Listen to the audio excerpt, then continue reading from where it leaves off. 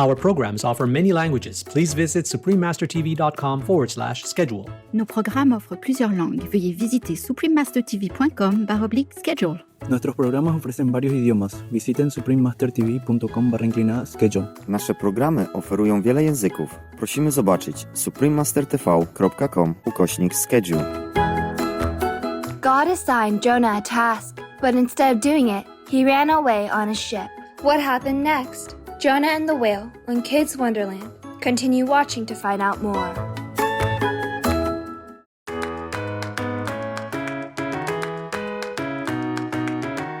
Greetings, love-filled viewers. I'm Derek. The merciful people of St. Lucia wish for your days to be filled with wonders and love. Welcome to our show, Jonah and the Whale. Today, we will start with a story taken from the book of Jonah. It is a book of the Nevi'im, or prophets, in the Tanakh, or Hebrew Bible, as well as in the Old Testament of the Christian Bible. The main character of the story is Jonah, who was an Israelite. Do you know what an Israelite is? An Israelite is a citizen of an ancient Hebrew nation, which is now the country called Israel. Jonah was a wise man who believed in and prayed to God. He was willing to help others. People trusted and respected him and asked his advice. Because of his pure and kind heart, God also trusted him and asked him to carry out his work. Jonah, the people of the great city of Nineveh have been living immorally. I want you to go there and preach to them and instill goodness into their hearts. They must obey my words and repent for their sins. But my Lord, they have done nothing good. Why must I go there and preach to them? They will not listen to me. They deserve a chance to know my love and God's law. If they choose to ignore my teachings, then they must pay for their wickedness. After listening to his assignment from God, Jonah left town. Do you know where he went? Instead of heading to Nineveh, he packed up and set off for the city of Joppa, in the opposite direction of Nineveh. He boarded a ship sitting by the dock to get as far away as possible. Obviously, he didn't want the job. I'm afraid the bad people in Nineveh will not treat me kindly. Why should I go there anyhow? These people should be punished for their evil deeds. At sea, while Jonah was sound asleep below the deck, a big storm broke out. The ship was rocked back and forth by the storm. The lives of all the passengers were in grave danger. Discovering that Jonah was still asleep, the sailors tried to wake him up. Wake up! A storm is upon us. It suddenly appeared out of nowhere. Why is this happening? It was calm just a minute ago. At that moment, Jonah realized that by going against the will of God and running away from his destiny, he had brought on the storm and put others in danger. This is my fault. I am so sorry. I ignored God's command and ran away. You must throw me overboard, and then the storm will cease. You can't be serious? How do you know it will work? Besides, we cannot send you to your death with a clear conscience. There must be something else we can do. The storm grew worse. The crew and the passengers were all at risk of drowning. Jonah insisted that the only option was to throw him overboard. Having no other solutions, the sailors reluctantly agreed. To everyone's amazement, as soon as Jonah fell into the sea, the storm ceased. And what happened to Jonah after he plunged into the ocean? A large whale swam by and swallowed him up whole. Jonah stayed alive in the whale's belly. Filled with gratitude and regret, Jonah prayed to God for forgiveness for 3 days and 3 nights. Oh God, please forgive me for my cowardly actions. I promise that from now on, I will carry out your wishes and never disobey you again. As God is merciful and loving, he readily forgave Jonah. Soon the big whale had indigestion and spit Jonah out onto dry land.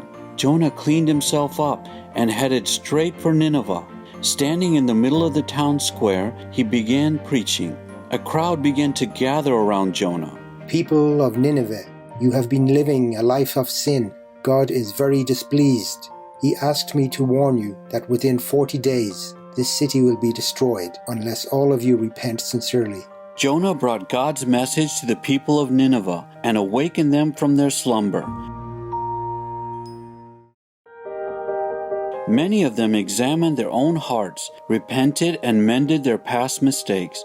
Even the king asked Jonah how he could change so that he could set a good example for his people. Under Jonah's patient guidance, Nineveh was transformed into a peaceful, loving community. With his mission accomplished, Jonah left the city. In spite of all of this, his heart was not at ease. What troubles you, Jonah? My Lord, I trust your wisdom and judgment, but I can't forget how my people suffered because of what the people of Nineveh did to us. This is not fair. They should be punished for their wrongdoings. Jonah, the people of Nineveh were ignorant of their inner divinity.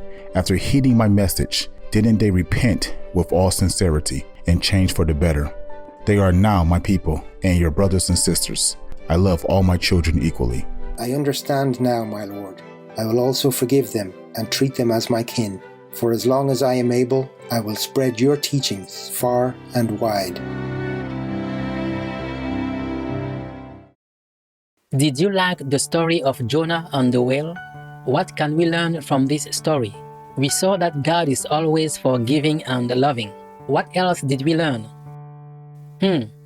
We should listen to God's words and forgive others like God forgives us.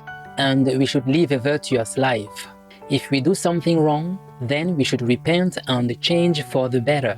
In the story, if the people of Nineveh hadn't heeded Jonah's words and continued with their old way of life, they would have reaped bad consequences. Our beloved Supreme Master Ching Hai explained the law of cause and effect in a lecture in Singapore. So that's why in the Bible it is stated that as you sow, so shall you reap. And in the Buddhist scriptures it is stated that it's the same thing, yeah? If you do good deeds, you get a good result. If you do bad, then you reap the result thereof. Most of the scriptures mention the same things. Now, in order to reach heaven, it is logically, now we know, that we have to tune into goodness, to the positive part of the world. And the more we step into goodness, the nearer to goodness, the more we emerged into this heavenly quality, the more we are near to heaven. Negative force may exist in our neighborhood, but they will not affect us.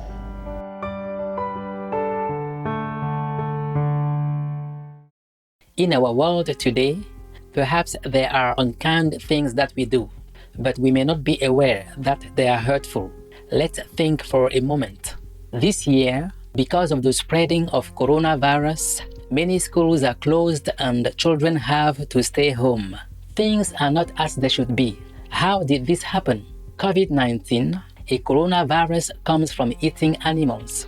And there are many other kinds of diseases that are transmitted from animals to humans, such as swine flu or H1N1, bird flu or avian influenza, SARS, MERS, and Ebola. Can it be that humans are receiving the consequences of raising and eating animals for food? Let's look at a video together called Animal Equality. Warning: you might find the content herein disturbing, but the truth must be revealed. Some people think this is what a farm looks like. But this is not the reality.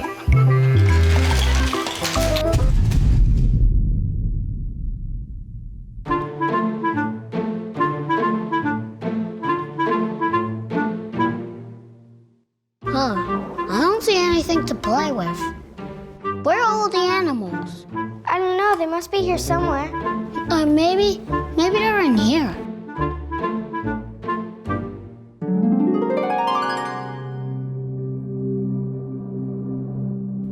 Most chickens raised for their flesh never get to feel the sun on their backs or scratch in the earth.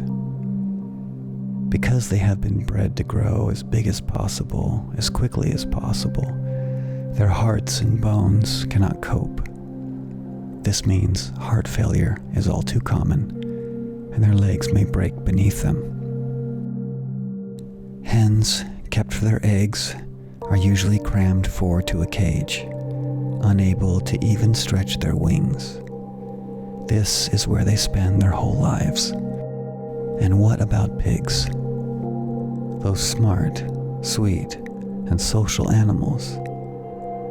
Many U.S. states still permit the use of gestation crates, which confine sows throughout each 16-week pregnancy. In desperation, these mothers go through the motions of nest building, but it is utterly futile. They will spend most of their lives in a space so small they cannot even turn around. This is what we do to our fellow sentient beings to get their meat and eggs. Factory farming goes against American values. I don't want to play with this anymore. Me neither. Wow, our animal friends are treated so badly in the factory farms. We cause so much pain and anguish to them, and it appears that we are receiving the consequences of it. Drop meat, drop fish, drop egg, drop anything that to do with animals. Just take up vegetable protein, vegan cheese, vegan fish, vegan meat, vegan shrimp, vegan anything. Delicious and wonderful and healthy. Help the planet. Rescue the animals. Save our world. Be a hero.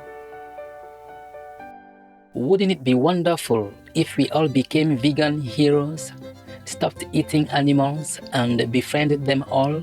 Then instead of passing diseases to each other, we will share loving energy. All will look at animals with a sense of renewed wonder and appreciation. Let's spread this love to all beings, including our animal friends. Do good deeds and be vegan. Not only will we receive good outcomes, our world will be a better place for it. We welcome your ideas and feedback to help us improve our program, Kids Wonderland. Please send them via suprememastertv.com/KW. Delightful viewers, we truly hope you've enjoyed watching Jonah and the Whale on Kids Wonderland. Remember the goodness inside of yourself, always. Up next is from Marcus Aurelius' Meditations, Book 3, Part 2 of 2, on Words of Wisdom, right after Noteworthy News. May you be forever blessed by divine mercy and love. Our programs offer many languages. Please visit suprememastertv.com/schedule and suprememastertv.com/KW.